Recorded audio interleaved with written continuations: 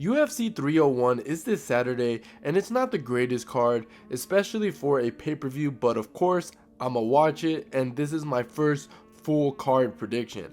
And it's obviously for UFC 301. Now, I want to do this for every card, but I can't because I'm busy. Hopefully, once I start making some serious cheddar on this channel, I can put all my focus into this. But in the meantime, I will only be doing pay-per-views and stacked ass UFC fight night card. Now, with all that being said, let's go to the early prelims, and the first fight of the night is a flyweight bout between Alexandro Costa versus Kelvin Bojas. And man, this fight is gonna be a fight of the night. I'm calling it right now. Both of these guys love a good scrap, but I'm gonna go with Alexandro Costa. Alexandro Costa is the better striker, and I believe Kelvin is there to be hit. And what I mean from that is that Kelvin's defense isn't that good. He got pieced up in his last fight against Joshua Van in the body, and he was getting his legs chopped up as well. And I think Alejandro is gonna copy and paste that into his game plan. And this is Kelvin's second fight in the UFC. He hasn't beaten anybody that's in the UFC yet, so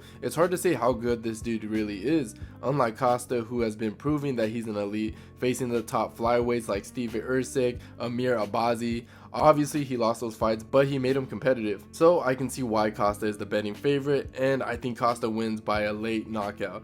Next fight after that, we have Ismael Bonfim versus Vince Pichel.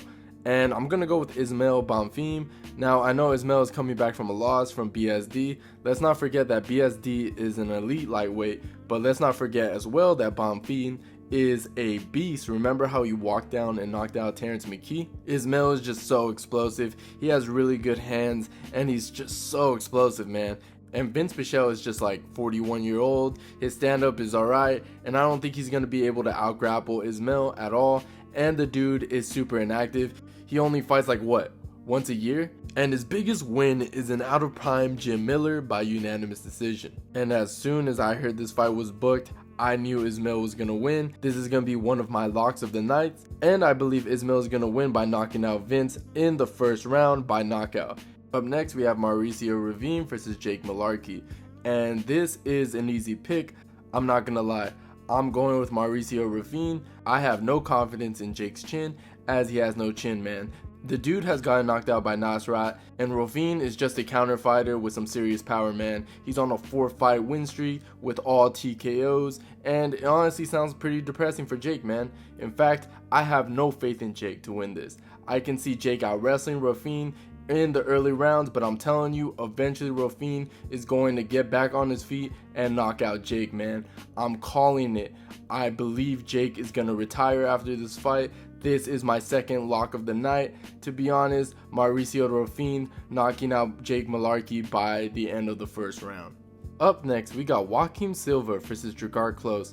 I have no faith for Joaquin to win this, man.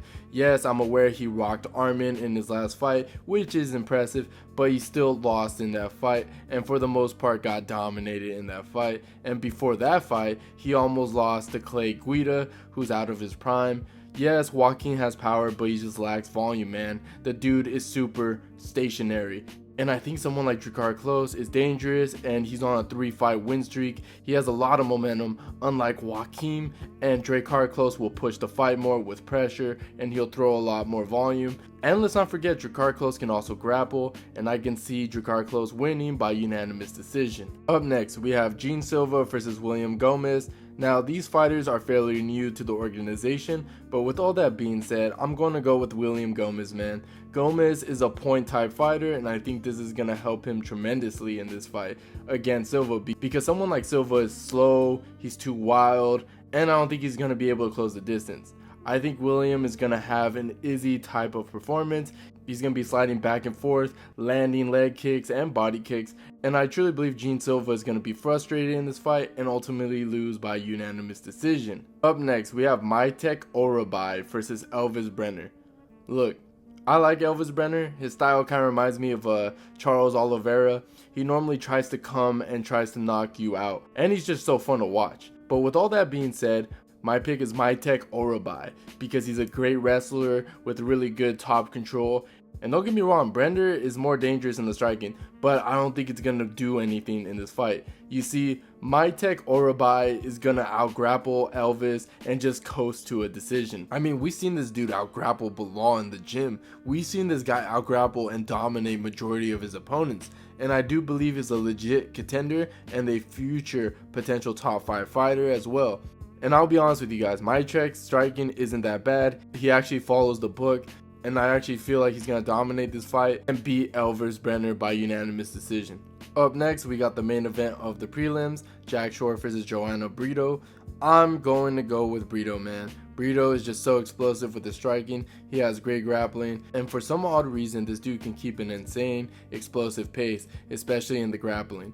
He'll keep it up for like, 2 rounds, and I think that's enough time for Brito to submit Shore. I think the only way Jack wins is if Brito gets tired and he gasses himself out, because Jack doesn't have the power to keep this dude off. I know Jack has good striking and clean grappling, but I just don't see that being enough. Brito is not going to respect him at all. I'm telling you, Jack should have stayed in the bantamweight division because he chose a nightmare matchup.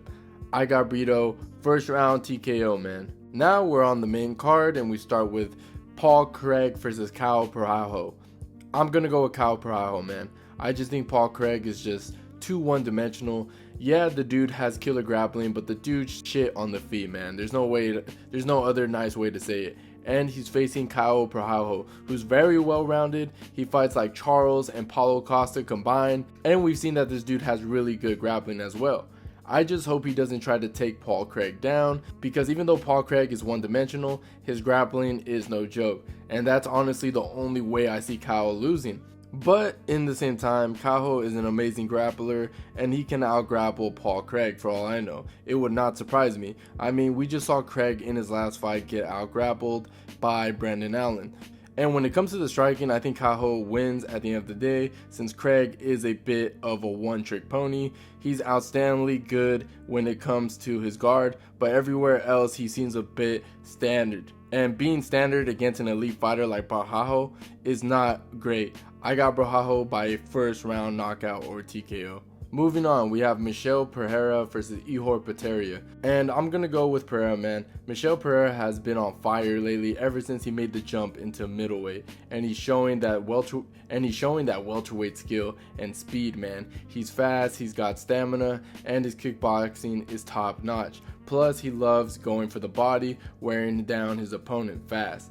And against Ihor Potieria, Pereira is probably going to start by targeting Poteria's midsection and his legs to start slowing him down before he goes for the knockout. Potieria is no pushover though. He has really good boxing, he's quick and packs a punch.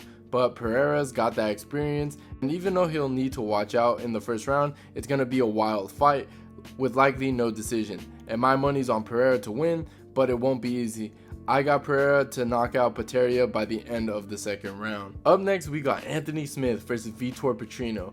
Now, this is either going to be a heartbreaker if you're a Smith fan, or this is going to be an insane upset. Smith is coming off a knockout loss against Roundtree, and despite being a fan of Anthony Smith, I think he's very, very past his prime. Smith has displayed some tough durability and heart during his fights, but he only shows that he has much heart because he's getting hurt so damn often. It's quite clear that Smith has glaring defensive problems, such as a very square stance, sloppy footwork, and a very exposed chin. Anthony's high guard leaves a lot of openings for body kicks, and his wide stance lets his opponents just rip him apart, if they have the speed advantage, that is. And while Petrino isn't exactly a fast striker, he does have the power. And if Anthony gets rocked from said power, that would only switch the speed advantage to Petrino, as Smith would be slowed down from being stunned. And I don't know how to say this, but I just don't really see Anthony Smith winning. Sure, it's possible, but I just don't see it.